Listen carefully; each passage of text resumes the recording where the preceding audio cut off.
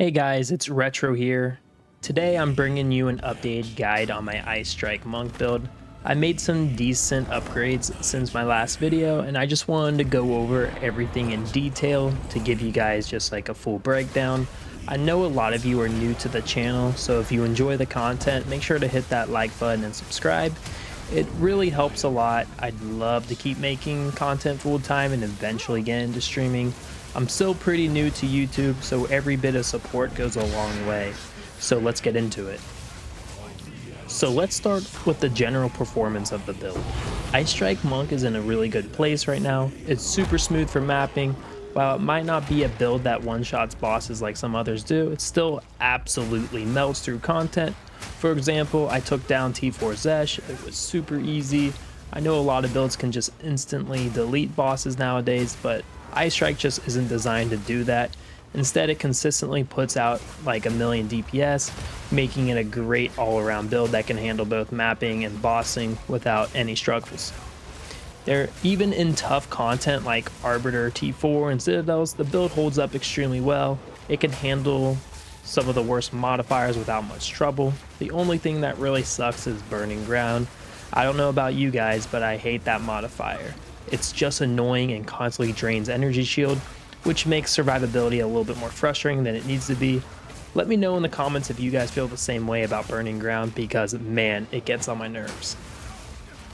Now let's talk about defenses, because that's a huge part of what makes this build work. Right now I'm sitting at 88% evasion, which is really solid.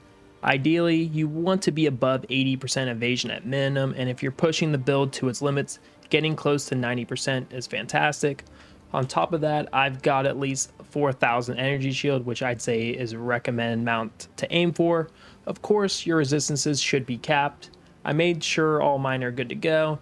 If you're following along with this build, make sure you're hitting those key defensive benchmarks because they make a huge difference in how smooth your gameplay feels.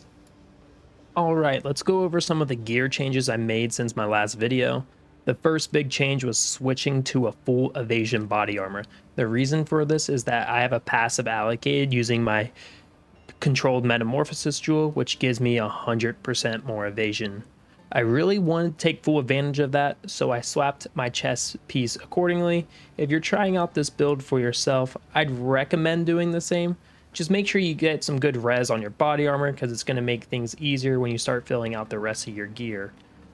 Since I moved to a full evasion chestplate, I needed to make up the energy shield loss somewhere else. To do that, I switched my boots to full energy shield. That way I could balance out the stats without sacrificing too much in other areas. On my boots, I still have at least 30% movement speed along with high cold and lightning resistances. Another major upgrade was getting a better ingenuity belt. My old one had 69%, but now I've got one with 77% increase. And then we also have like a 15% increase to maximum energy shield. That upgrade helped me hit the 4K energy shield goal that I set for myself. I haven't made any changes to my rings yet, but if you're following the build and just want some extra mana sustain, you might consider getting rings with mana leech or finding some jewels that grant mana on kill. That can make a big difference if you're struggling to sustain in maps. Ingenuity belts are also great for capping resistances and adding some extra rarity. Right now I'm sitting at about 150% rarity. I say you should probably aim for at least 100% minimum. For the helmet, I'm using a full energy shield helmet with crit hit chance and some rarity. Since we're running chaos inoculation, life stats don't matter at all for us, so don't worry about those. My amulet is actually really nice. It has mana leech, 60% increase evasion, 58% increase maximum energy shield, 21% crit damage bonus, and some decent rarity. It's definitely a great fit for the build. My quarterstaff is also a huge damage boost. I managed to get a 700 DPS staff, which is insane. If you're following this build but don't have access to a staff that's strong, a 600 DPS one should still be good enough to handle like all pinnacle content. The main things you want to look for in a weapon are high attack speed, good crit damage bonus, and some solid elemental damage. Just be aware that really strong quarterstaffs can be expensive, so be ready to spend some currency if you're looking for some of the best options. For gloves, I'm using the Hands of Wisdom. These are a massive damage upgrade for any monk build, and at this point I'd say every monk should be wearing them. They give big attack speed and flat lightning damage scaling based on dexterity and intelligence, which is just a huge boost for our setup. Now let's go over the skill gem setup because I've made some changes based on some feedback. A lot of people have been asking about some replacements, and I think we've landed on a much better setup. So I'm gonna go over the breakdown now. For Ice Strike, we take Heft, Primal Armament, Martial Tempo, Ice Bite, and Concentrated Effect. Next up is Tempest Spell. We take Close Combat, Font of Rage, Heavy Swing, Super Critical, and Cold Exposure.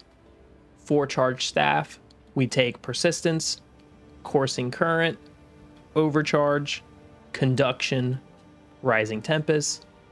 For our Herald of Ice, we take Innervate, Lightning Infusion, Shock Siphon, Magnified Effect, and Lightning Exposure.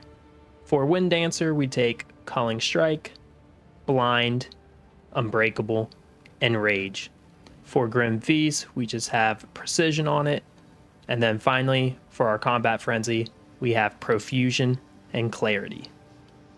Moving on to the passive skill tree, one of the biggest upgrades we acquired was a Megalomaniac Jewel. This unique jewel allows us to allocate a passive node on the tree. We managed to get Storm Charged on it. It's a powerful passive that significantly boosts our damage. However, this jewel came at a hefty price, costing around 10 Divine Orbs. So I just want to do a brief overview of the other key jewels and just important passes we've taken in this build. If you're new to the channel or unfamiliar with the setup, this will serve as like a good introduction.